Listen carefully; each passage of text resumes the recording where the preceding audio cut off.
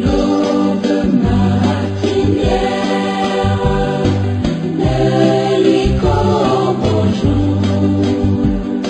Jésus, ma lumière, m'éclaire toujours.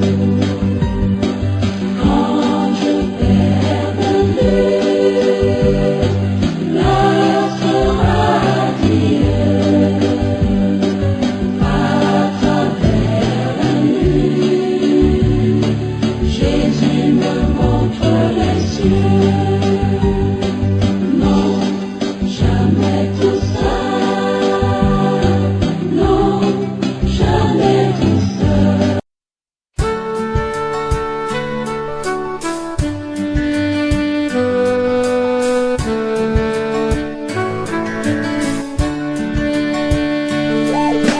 Quel ami fidèle et tendre nous avons en Jésus-Christ,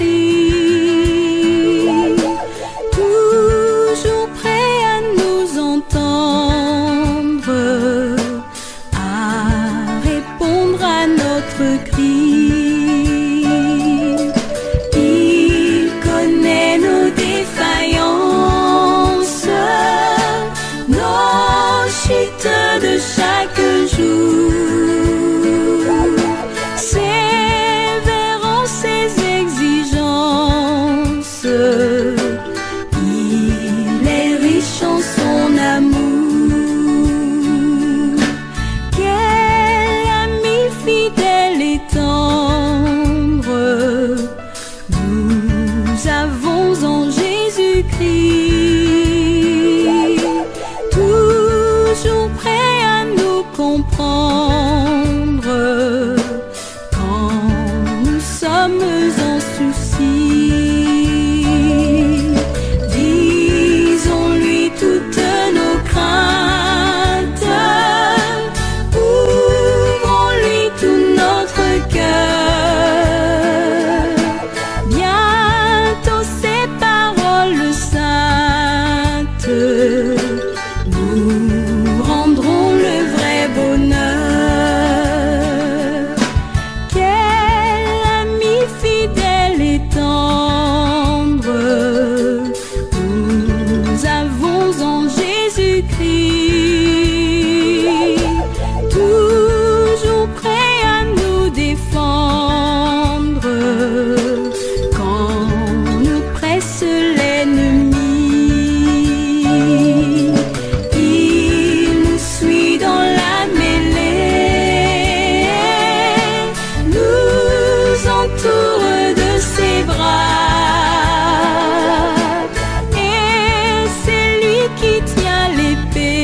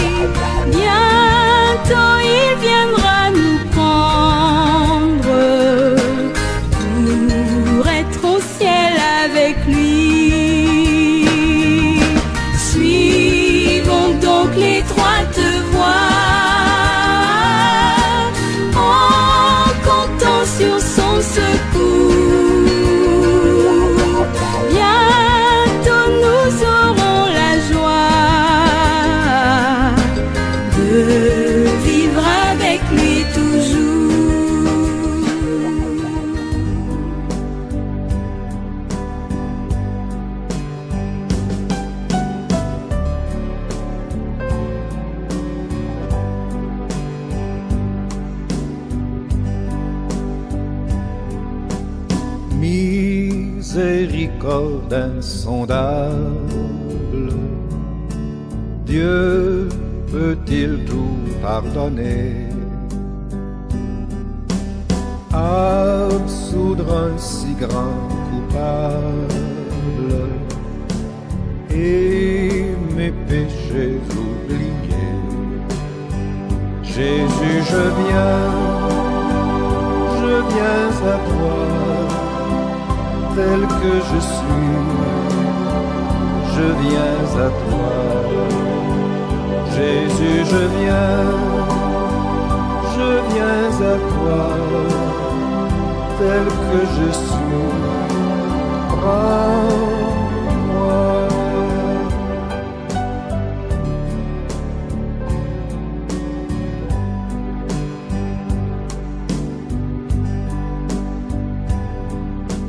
Longtemps j'ai loin de sa face provoqué son sein courroux, fermé mon cœur à sa grâce, blessé le sien devant tout. Jésus, je viens à toi, tel que je suis, je viens à toi. Jésus, je viens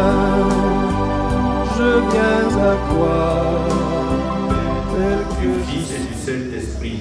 Amen. Amen. La parole de Dieu déclare qu'il y a beaucoup de demeures dans la maison du Père. Et Jésus nous le rassure que si cela n'était pas, il nous l'aurait prévenu. Il est allé nous préparer une place. Et quand il serait allé, que cette place soit préparée, il reviendra et nous prendra pour que là où il est, nous y soyons aussi. C'est pourquoi quiconque vit, met sa confiance en l'Éternel, ne mourra jamais, même si physiquement il n'est plus au milieu de nous. Cette parole est une promesse d'assurance que nous devons recevoir avec confiance pour le temps présent et l'éternité. Amen.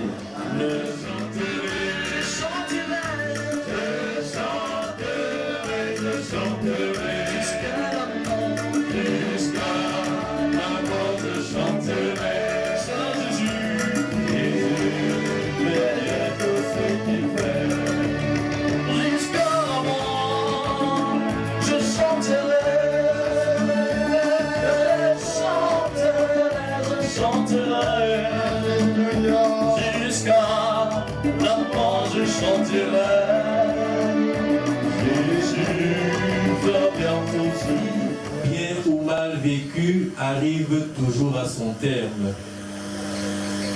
Maman Fandio Rebecca en a fait l'expérience. Et nous marquons ce temps d'arrêt pour témoigner notre affection à la famille si durement éprouvée, tout en nous remettant entre les mains de Dieu en ce temps de tristesse. Que notre aide nous vient de l'Éternel qui a fait les cieux et la terre. Amen. 42. Comme une biche soupire après des courants d'eau, ainsi mon âme soupire après toi, ô Dieu. Mon âme a soif de Dieu, du Dieu vivant. Quand irai-je et paraîtrai-je devant la face de Dieu? Mes larmes sont ma nourriture jour et nuit, pendant qu'on me dit sans cesse, où est ton Dieu? Je me rappelle avec effusion de cœur, quand je marchais entouré de la foule, et que je m'avançais à la tête de cette foule vers la maison de Dieu. Au milieu des cris de joie et des actions de grâce d'une multitude en fête. Pourquoi t'as battu mon âme? et gémis-tu au-dedans de moi. Espère en Dieu, car je le louerai encore. Il est mon salut et mon Dieu. Mon âme est abattue au-dedans de moi. Aussi c'est à toi que je pense, depuis le pays du Jourdain, depuis l'Hermon, depuis la montagne de Mizar. Un flot appelle un autre flot. Au bruit de tes ondées, toutes tes vagues passent sur moi et tous tes flots. Le jour, l'Éternel m'accordait sa grâce. La nuit, je chantais les louanges. J'adressais une prière au Dieu de mon salut. Je dis à l'Éternel, mon Dieu, mon rocher, pourquoi m'oublies-tu? Pourquoi dois-je marcher dans la tristesse, sous l'oppression de l'ennemi? Mes os se brisent quand mes persécuteurs m'outragent, en me disant sans cesse, où est ton Dieu? Pourquoi t'as-tu mon âme et gémis-tu au-dedans de moi? Espère en Dieu, car je le louerai encore.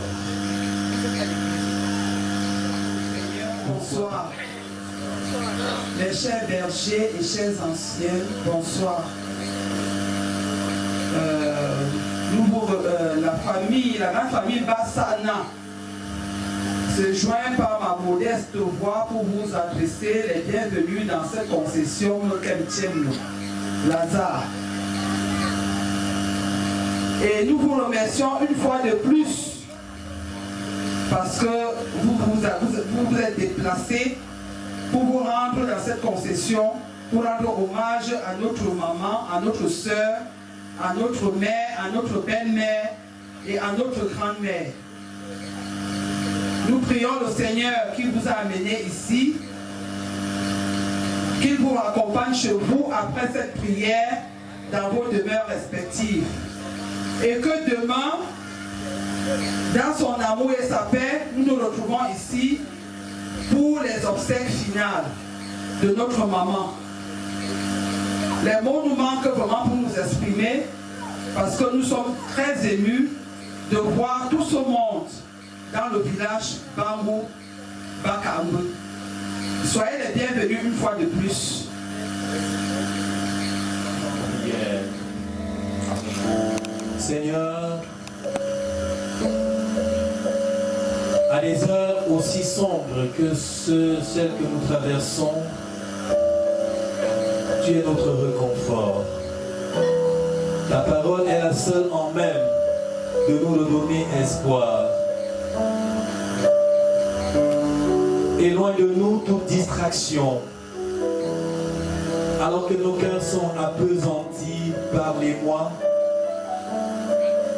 donne-nous la lucidité nécessaire pour t'entendre nous parler et pour comprendre, afin de sortir de ce culte, que nous soyons armés pour une vie nouvelle. Au nom de Jésus. Amen. Luc chapitre 22, du 47e au 53e verset. Là, avec la circonstance qui nous rassemble. Mais nous ne le dirons jamais assez, mes frères et sœurs. Le culte que nous célébrons à la suite du décès d'un des nôtres n'est en réalité pas un rite magique. Ce n'est même pas aussi un rite efficace en faveur du mort. Mais c'est plutôt une occasion qui est donnée aux vivants que nous sommes pour une prise de conscience. Une prise de conscience en vue des questionnements sur notre vie présente et à venir. Cela dit, mes frères et sœurs, dans le texte que nous venons de lire, le Seigneur Jésus interpelle par rapport à un comportement. Il interpelle par rapport à une attitude. Attitude et comportement qui minent la société, qui minent les familles, qui minent les groupes, qui minent les associations, lequel comportement occasionne de temps en temps des troubles, des mésententes et des dysfonctionnements. Le comportement dont il est question aussi, c'est le baiser de Judas. Et le baiser de Judas hier, aujourd'hui et demain constitue un véritable problème qui met à mal les relations entre les hommes. Et dans le langage courant, un baiser de Judas désigne un signe de trahison. Un signe de trahison fait de façon sournoise. Le baiser de Judas, c'est un geste d'affection cachant une intention sournoise. Le baiser de Judas, c'est une traîtrise. C'est même un baiser hypocrite. Et lorsqu'on parle du baiser de Judas, ici, couramment, on fait référence à l'apôtre Judas. Lequel apôtre qui révéla aux chefs religieux hostiles à Jésus où il se trouvait. Et ils ont révélé où Jésus se trouvait pour qu'il soit reconnu parmi toute la foule qui s'y trouvait. Judas donc leur dit qu'il ferait un baiser à Jésus. Ce qui fut fait par la suite, et Jésus fut arrêté et condamné à la crucifixion. Voilà donc, frères et sœurs, c'est à quoi conduit le baiser de Judas. Frères et sœurs, le baiser de Judas ici n'est autre que le signe d'un faux amour. Lorsqu'on évoque le baiser de Judas, cela fait référence au comble de la méchanceté humaine. Et Judas, de notre point de vue ici, n'était qu'un hypocrite. Parce qu'il a fait semblant d'aimer Jésus lorsqu'il était avec lui.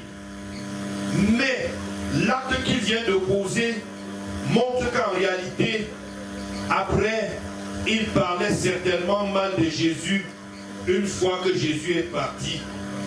Judas ici fait semblant d'être humble et docile lorsqu'il est avec les 12.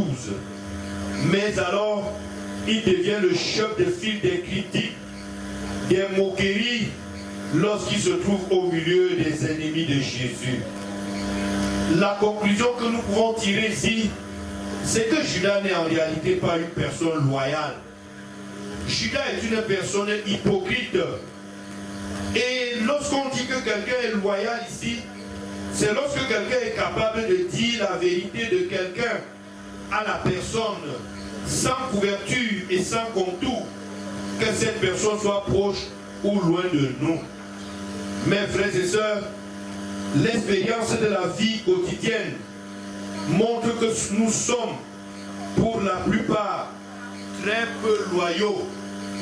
Nous vivons, frères et sœurs, malheureusement dans une époque où le baiser de Judas a encore de beaux jours devant lui. Aujourd'hui encore, les hommes préfèrent le mensonge, les hommes préfèrent la sournoiserie, les hommes préfèrent les combines, les demi-vérités, les flatteries, les faux compliments, ce que j'appelle aussi les consolations de Judas et les larmes de Judas.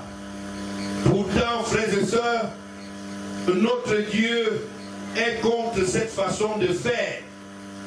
Dieu nous invite plutôt à vivre dans un esprit de sincérité, à vivre dans un esprit de vérité, à vivre dans un esprit d'amour, de paix et de pardon.